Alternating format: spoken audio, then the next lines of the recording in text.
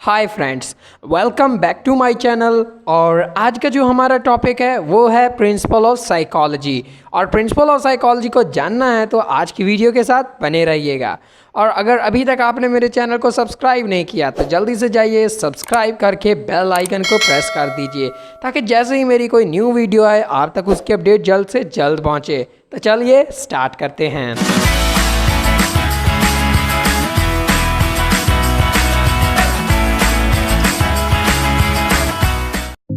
Principal of psychology.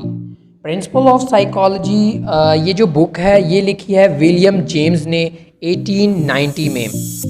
इस book में जो इसके कुछ मेन कॉन्सेप्ट हैं, प्रिंसिपल ऑफ साइकोलॉजी जो इसने बुक पब्लिश किया है, इसमें कुछ मेन कॉन्सेप्ट हैं। वो कॉन्सेप्ट कौन कौन से हैं? सबसे पहला है हमारे पास stream of consciousness, means consciousness की स्ट्रीम। इसमें दरअसल जेम्स ने इस बात से वो अपोज कर रहा था, वो उन बंदों से अपोज कर रहा था जो कि एलिमेंट्स ऑफ थॉट को सर्च कर रहे थे। क्यों, किस वजह से अपोज किया? इसकी कुछ रीज़न है। नंबर 1 पहली रीज़न थी, जेम्स का मानना ये था कि हमारी जो कॉन्शियसनेस है वो पर्सनल है, क्योंकि हमारे माइंड में जो भी चीज़ें एंटर होती रहती हैं वो हम पर्सनली ऑब्जर्व करते हैं।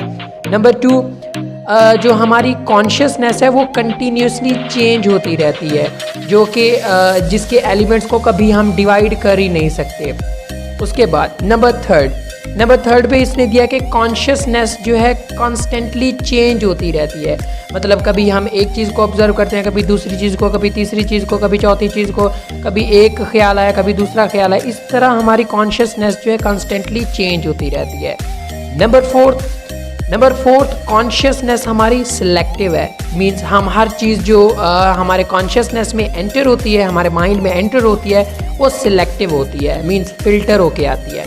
नंबर 5 हमारी जो कॉन्शियसनेस है वो फंक्शनल है। और यही जो मेन पॉइंट था कि कॉन्शियसनेस फंक्शनल है, यही दरअसल बेस बना फंक्शनलिज्म का। उसके बाद प्रिंसिपल ऑफ साइकोलॉजी में जेम्स ने बात की हैबिट्स एंड इंस्टिंक्ट्स की।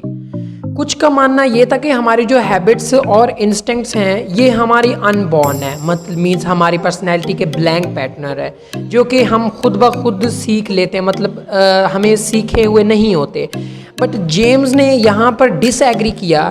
इसने कहा कि हमारे जो हैबिट्स या इंस्टिंक्ट्स हैं वो हमारे ब्लाइंड पैटर्न नहीं हैं, बल्कि ये हमारे सीखे हुए पैटर्न है। किस तरह?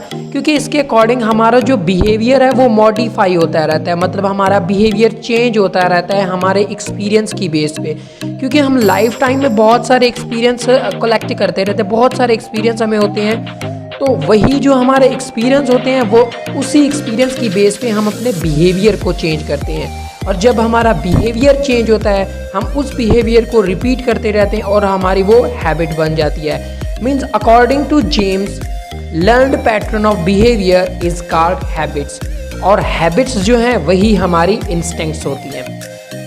उसके बाद जेम्स ने कहा कि हम अपनी हैबिट्स, अच्छी हैबिट्स भी डेवलप कर सकते हैं। इसमें इसने कुछ तरीके दिए।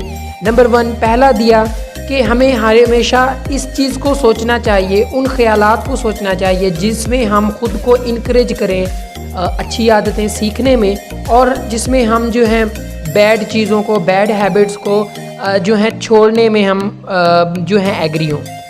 नंबर 2, हम जो हैबिट सीख रहे हैं हम कभी भी ये ना सोचें कि इस हैबिट को मैं कभी सीख ही नहीं सकता या इस स्किल को मैं कभी सीख ही नहीं सकता, बल्कि मैं सीख सकता हूँ।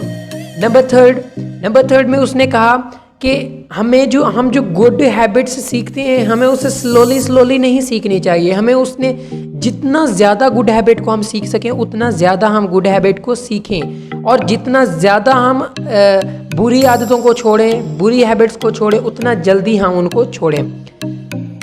उसके बाद है नंबर 4 कि अगर हम कोई गुड हैबिट सीख रहे हैं तो हम उसमें खुद को इतना इंगेज कर लें कि हमें पता ही ना चले कि हम में कोई बुरी आदत भी थी। एंड नंबर 5 इसने दिया कि हम खुद के लिए चीज़ें सीखें, ये ना हो कि हम दूसरों के लिए सीख रहे हैं, मतलब हम वो हैबिट्स सीखें जो हमारे लिए बेनिफिशियल हो। उसके बाद जेम्स ने प्रिंसिपल ऑफ साइकोलॉजी में सेल्फ की बात की। अब सेल्फ क्या है? मीन्स सेल्फ हम जो खुद हैं, हम जो रियलिटी, हम जो माशरे में चल रहे हैं, हम जो चीज़ें अचीव कर रहे हैं, वो हमारी क्या है? सेल्फ। जेम्स ने यहाँ सेल्फ को एम्पिरिकल सेल्फ का नाम दिया और सेल्फ को इसने 3 हिस्सों में डिवाइड किया। एक है material self, social self and spiritual self.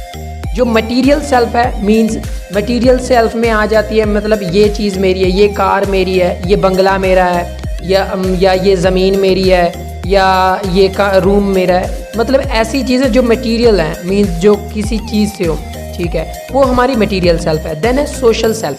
Social self जो हम सोसाइटी में एक पर्सनैलिटी रखते हैं। फॉर एग्जांपल बंदे कहते हैं जी ये है प्रोफेसर, ये टीचर है, या ये डॉक्टर है, ये इंजीनियर है, वो क्या है? वो है हमारी सोशल सेल्फ।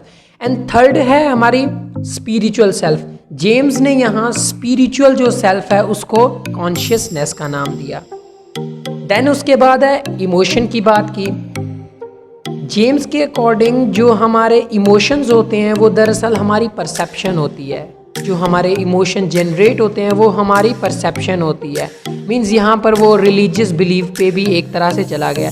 फॉर एग्जांपल कि हमने एक जो है शेर को देखा, हमने शेर को जैसे ही देखा हम डर के भागने लगे। अब यहाँ गौर कीजिएगा यहाँ क्या प्रोसेस हुआ। हमने शेर को देखा, हमें कैसे डर लगा कि वो मैसेज हमारे माइंड तक गया, हमने उसकी परसेप्शन की, और परसेप्शन के बाद जो हमारा इमोशन जनरेट हुआ, हमें डर लगा और हमने मतलब सडनली अचानक से भागना शुरू कर दिया। इसीलिए उसने कहा हमारी जो फीलिंग्स हैं वो हमारी परसेप्शन है। उसके बाद फ्री विल की बात की उसने। फ्री विल ने इस कॉन्सेप्ट को उसने ज़्यादा नहीं छेड़ा, क्योंकि उसके अकॉर्डिंग फ्री विल में कि हमारी ख्वाहिशें बहुत सारी होती हैं। फ्री विल क्योंकि हर बंदे की फ्री विल और है, हर बंदे के गोल्स ज़िंदगी के बहुत सारे अलग हैं। तो इस कंसेप्ट को उसने वैसे ही रहने दिया कि बंदे जो हैं अपनी फ्री विल के अकॉर्डिंग किसी भी चीज़ को अचीव करते हैं। देन उसने बात की प्रैग्माटिज्म। अब प्रैग्माटिज्म क्या है? जेम्स के अकॉर्डिंग प्रैग्माटिज्म मीन्स हम जो भी सोसाइटी में चीज़ें देख रहे हैं वो रियल नहीं है। जो रियल चीज़ है वो चीज़ है जिसमें हम इंगेज हो रहे हैं, जो हम पे कोई चीज़ असर कर रही है। फॉर एग्जांपल हम देखते हैं जी बहुत धूप है, धूप तो है, ठीक है, रियल है, बट उसकी रियलिटी वो नहीं है। रियलिटी ये है कि वो धूप हम पे कितना असर कर रही है, ये है उसकी रियलिटी। प्रैग्माटिज्म ने इसने एक जर्नल भी लिखा था 1902 में, जेम्स ने पब्लिश किया था प्रैग्माटिज्म को। इसमें इसने दो टाइप पर्सनैलिटी की बात की। एक है tender minded and tough minded people. Tender minded people कौन से हैं? टेंडर माइंडेड पीपल रैशनलिस्ट हैं, मतलब जो प्रिंसिपल ओरिएंटेड हैं, मतलब जो इंटेलेक्चुअल हैं, आइडियलिस्टिक हैं, ऑप्टिमिस्टिक, रिलीजियस, डॉगमाटिस्टिक होते हैं, जो फ्री विल्स के कॉन्सेप्ट को मानते हैं। और उसके बाद जो टफ माइंडेड पीपल होते हैं, अब टफ माइंडेड पीपल जो हैं यहाँ पर एम्पिरिसिस्ट हैं, जो सिर्फ और सिर्फ फैक्ट को मानते हैं, जो हकीकत होती है सिर्फ फैक्ट ओरिएंटेड होते हैं, सेंशलिस्टिस्ट होते हैं, मतलब ऐसा समझे कि वो इररिलीजियस है। ऐसा मैं आपको क्लियर में बताऊं कि टफ माइंडेड पीपल रैशनलिस्ट को कहते हैं, और टेंडर माइंडेड पीपल हम रैशनलिस्ट को कहते हैं, और टफ माइंडेड पीपल एम्पिरिसिस्ट को कहते हैं। क्यों? रैशनलिस्ट जो हैं रिलीजियस बंदे होते हैं, जो एम्पिरिसिस्ट हैं वो इररिलीजियस होते हैं। उसके बाद जो लास्ट हमारा इसमें टॉपिक था कि James contribution to psychology. James की साइकोलॉजी में कंट्रीब्यूशन क्या है? जो जेम्स का जो बेसिक वर्क था वो इसका वर्क था प्रिंसिपल ऑफ साइकोलॉजी का। ये देने के बाद इसका जो मेजर ये वर्क था प्रिंसिपल ऑफ साइकोलॉजी, ये देने के बाद कुछ चीज़ें क्लियर हो गई। मींस ने इसने एक एवोल्यूशनरी थ्योरी दे दी जिसने प्योर साइकोलॉजी को जो है नेग्लेक्ट कर दिया। इसने दो चीज़ें बताई, ट्रूथ एंड वैल्यू, कि जो चीज़ है बस उसी की वैल्यू है। मींस इन सिंपल वर्डिंग में ये सुने कि इसने साइकोलॉजी को जो है प्रैक्टिकल साइंस की तरफ मूव ऑन किया। तो उम्मीद करता हूँ कि आज की वीडियो आपको बहुत पसंद आई होगी। तो मिलते हैं हम नेक्स्ट वीडियो में नेक्स्ट इन्फॉर्मेशन के साथ। तब तक के लिए बाय बाय।